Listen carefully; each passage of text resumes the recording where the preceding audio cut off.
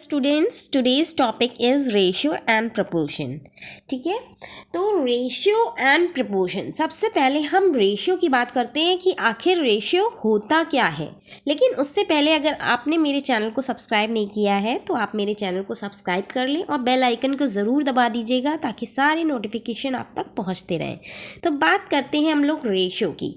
तो रेशियो क्या होता है, जैसे आप लेट सपोज कोई एक यहाँ पे आप मान लीजिए ये जय है, ओके, दिस इज जय, okay, and this is Vijay, okay. दो लड़के हैं, ठीक। अगर हमने इनको बात की कि इसके पास दो बॉल हैं, 1 2, ठीक है, इसके पास 2 बॉल्स हैं और इसके पास 1 2 3 बॉल्स हैं, राइट। तो इसके पास 2 बॉल्स हैं एंड इसके पास, विजय के पास 3 बॉल्स हैं। तो रेशियो क्या हो गया, रेशियो इनका हो गया 2:3।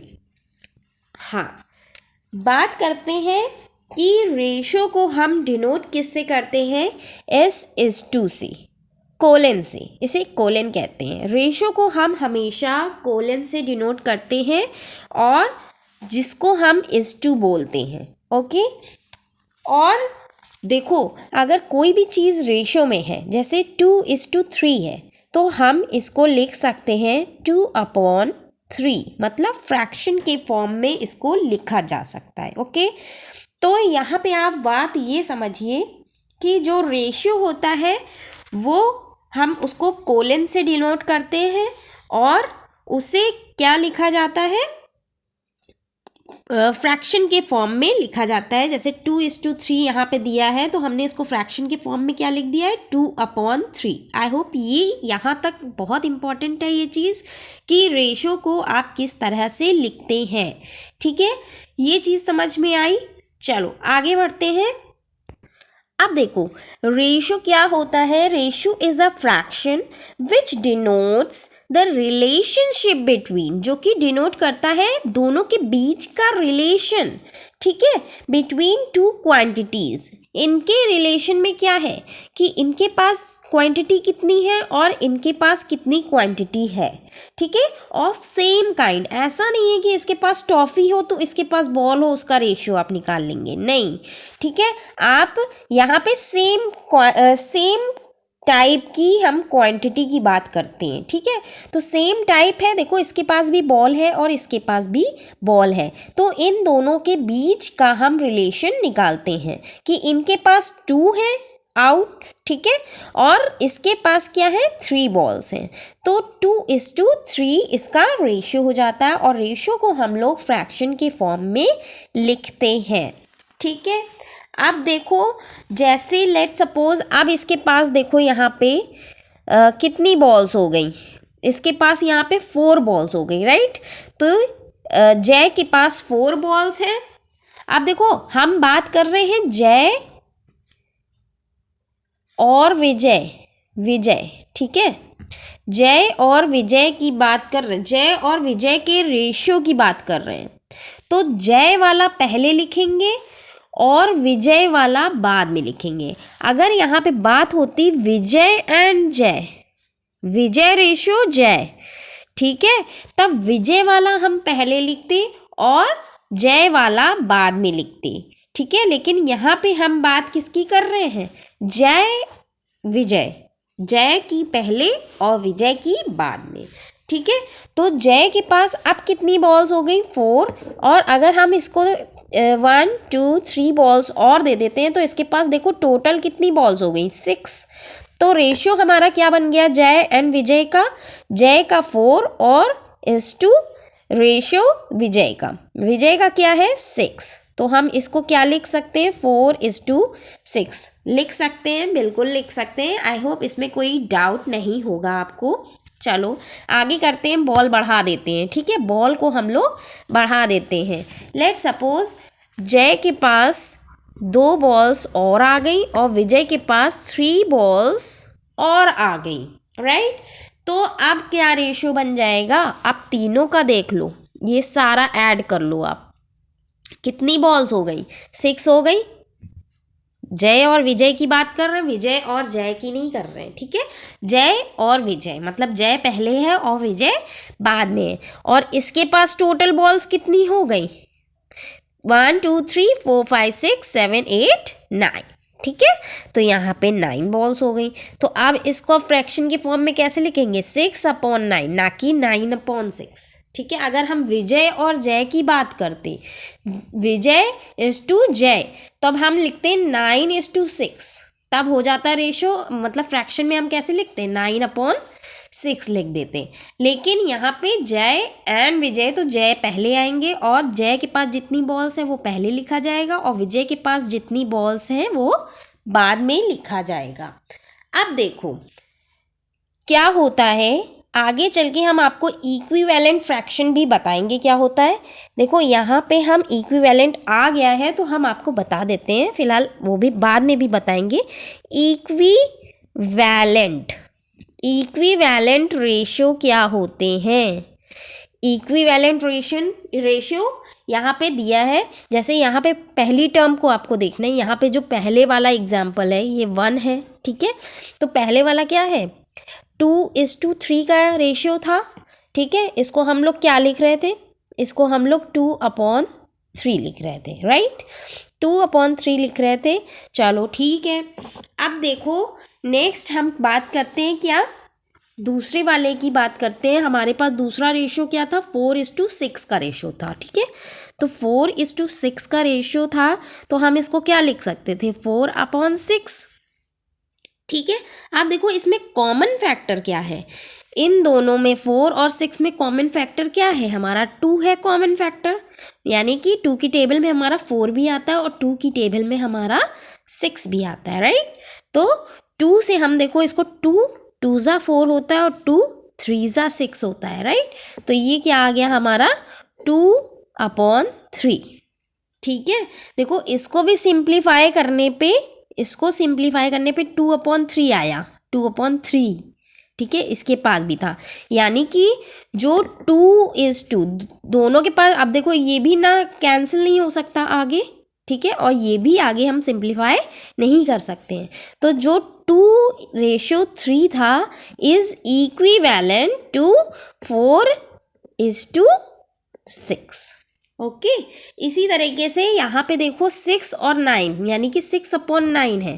तो यहाँ पे हम एग्जाम्पल समझा देते हैं। 6:9 है, 6:9 की बात कर रहे हैं, तो 6:9 मतलब 6/9, ठीक है। अब दोनों का कॉमन फैक्टर क्या हो गया? कॉमन फैक्टर हमारा दोनों का 3 हो गया। 3 की टेबल में 6 भी आता है और 3 की टेबल में 9 भी आता है। तो 3 2 6 होता है और 3 3 9 होता है। देखो यहाँ पे भी 2/3 आ गया, मतलब क्या लिख सकते हैं? 2:3, देखो वही तो आ गया 2:3, ठीक है। यानी कि इसका इक्विवेलेंट फ्रैक्शन ये भी है 6:9, ठीक है। ये आगे भी हम आपको क्वेश्चंस के तौर पे सिखाएंगे। सबसे पहले हम यहाँ पे आपको बता रहे हैं कि रेशियो क्या होता है, ठीक है। आई होप इतना समझ में आया होगा। चलिए नेक्स्ट पढ़ते हैं, नेक्स्ट पार्ट की तरफ। चलो नेक्स्ट हम बात करते हैं किसकी? Terms of the ratio. Ratio के टर्म्स क्या होते हैं? जैसे मैंने यहाँ पे आपको बताया A:B, ठीक है। A:B, जो पहला वाला है ये फर्स्ट टर्म हो जाएगा, ये फर्स्ट टर्म है, और जो सेकेंड वाला है वो सेकेंड टर्म हो जाएगा। ये होते हैं हमारे टर्म्स ऑफ द रेशियो। अब देखो जो पहला टर्म होता है, ठीक है, जैसे A है यहाँ पे, जो पहला टर्म होता है उसको हम क्या कहते हैं? एंटीसीडेंट। क्या कहते हैं? एंटीसीडेंट कहते हैं, ठीक है। जो फर्स्ट टर्म होता है वो हमारा एंटीसीडेंट होता है और दूसरा टर्म हमारा होता है कॉन्जिक्वेंट। क्या होता है? कॉन्जिक्वेंट। तो ये आपके टर्म्स होते हैं। जो फर्स्ट टर्म होगा वो एंटीसीडेंट होता है, एंटीसीडेंट, और सेकेंड टर्म होता है आपका कॉन्जिक्वेंट, ठीक है। चलो अब बढ़ते हैं हम लोग ऑर्डर इन अ रेशियो, ठीक है। देखो जैसा मैंने बताया है कि order of term in a ratio is very important, order of a term is very important. क्यों? क्योंकि मैंने आपको बताया कि अगर हम पिछले लास्ट एग्जाम्पल में हमने बताया आपको कि जय इज टू विजय अगर हम बात कर रहे हैं तो जितनी बॉल्स अगर जय के पास हैं तो वो हम पहले लिखेंगे, ठीक है, और विजय के पास जितनी बॉल है वो बाद में लिखेंगे। अगर हमने कहा कि जय और विजय, ठीक है, जय एंड विजय, जय एंड विजय, ठीक है, जय एंड विजय की बात हुई है तो आप जय का पहले लिखेंगे और विजय का बाद में लिखेंगे। मतलब अगर 2 जय के लिए है, ठीक है, और विजय के पास कितनी थी? 3 थी, ठीक है। अगर हम बात करते हैं विजय एंड जय की, विजय एंड जय की बात अगर हम करेंगे तो क्या हो जाएगा? विजय का हम पहले लिखेंगे। विजय के पास हमारी कितनी बॉल्स थी? विजय के पास हमारी 3 बॉल्स थी और जय के पास हमारी 2 बॉल्स थी। तो ये जो ऑर्डर है वो बहुत ही ज़्यादा इम्पॉर्टेंट है, ठीक है, क्योंकि जो अगर ए पहले लिखा है, ए और बी की बात हो रही है, तो A is to B is not equal to, is not ratio, मतलब कि is not equivalent of B is to A, इसके बराबर नहीं है। जो ए है, अगर हम बात कर दें, सपोज करो अगर हम कह दें कि 2:3, क्या ये 3:2 के बराबर है? बिल्कुल नहीं है। तो वही चीज़ है कि जो ऑर्डर है वो बहुत ही इम्पॉर्टेंट है। ध्यान में रखना कि अगर जिसकी बात पहले कर रहा है तो उसको आपको पहले लिखना है, रेशियो के फर्स्ट टर्म उसकी होगी, और जिसके बारे में बाद में बात कर रहा है तो सेकेंड टर्म उसकी होगी, ठीक है। अब हम बात करते हैं कि कैसे हम सिंपलेस्ट फॉर्म में कन्वर्ट करें। तो सिंपलेस्ट फॉर्म रेशियो का सीखने के लिए चलते हैं। चलिए, जैसे हमें कोई एग्जाम्पल दिया है, लेट सपोज एग्जाम्पल हमारे पास है क्या, 15:20 का रेशियो दे दिया है, ठीक है। इसको हमें सिंपलेस्ट फॉर्म में करना है तो इसको क्या हम इसको ऐसे लिख सकते हैं 15/20? तो हाँ भाई, बिल्कुल लिख सकते हैं, क्योंकि मैंने आपको बताया कि रेशियो को हम फ्रैक्शन के फॉर्म में लिख सकते हैं और फ्रैक्शन को हम रेशियो के फॉर्म में लिख सकते हैं। चलो ठीक है। अब क्या बात है कि यहाँ पे देखो कि हमारा कॉमन फैक्टर क्या है। यहाँ पे हमारा कॉमन फैक्टर क्या है? कॉमन फैक्टर क्या है? तो कॉमन फैक्टर हमारा यहाँ पे 5 है। देखो 5 की टेबल में 15 भी आता है और 5 की टेबल में 20 भी आता है, ठीक है। तो 5 3 15 होता है और 5 4 20 होता है। तो ये हमारा क्या आ गया, 3/4। अब हमने बताया ना फ्रैक्शन, भाई रेशियो को हम फ्रैक्शन में लिख सकते हैं तो फ्रैक्शन को रेशियो में भी लिख सकते हैं। तो फ्रैक्शन में आंसर आया है तो इसको आंसर आप कैसे लिखेंगे, 3:4। ये रहा आपका सिंपलेस्ट फॉर्म, ठीक है। अब नेक्स्ट एग्जाम्पल अगर हम बात कर ले, एक और एग्जाम्पल हम देख लेते हैं। जैसे 48:84, ठीक है। तो क्या हम इसको हम ऐसे लिख सकते हैं 48/84? बिल्कुल लिख सकते हैं, ठीक है। अब देखो इन दोनों का कॉमन फैक्टर क्या है, 2 है। 2 क्योंकि इवन नंबर है, तो इवन नंबर होगा तो 2 से डिविजिबल होता है। तो 2 से अगर हम काटते हैं तो 2 से ये हो जाएगा 24/42, ठीक है। अभी देखो और भी कट सकता है। अब क्या आ गया यहाँ पे देखते हैं, 24/42 आया, ठीक है। इसको अभी भी कॉमन फैक्टर इसका 2 है क्योंकि इवन नंबर है, तो इसको अभी हम 2 से कैंसिल करेंगे तो ये 12/21 आ जाएगा, ठीक है। अब क्या आ गया, 12/21 आ गया। अब इसका कॉमन फैक्टर क्या है, 3 है, ठीक है। 3 की टेबल में 12 भी आता है, 21 भी आता है, तो 3 4 और 3 7। अब देखो क्या हो रहा है, इसका कॉमन फैक्टर कोई निकल के आ रहा है, 1 के अलावा कोई कॉमन फैक्टर नहीं आ रहा, मतलब इससे ज़्यादा हम इसको सिंप्लीफाई नहीं कर सकते।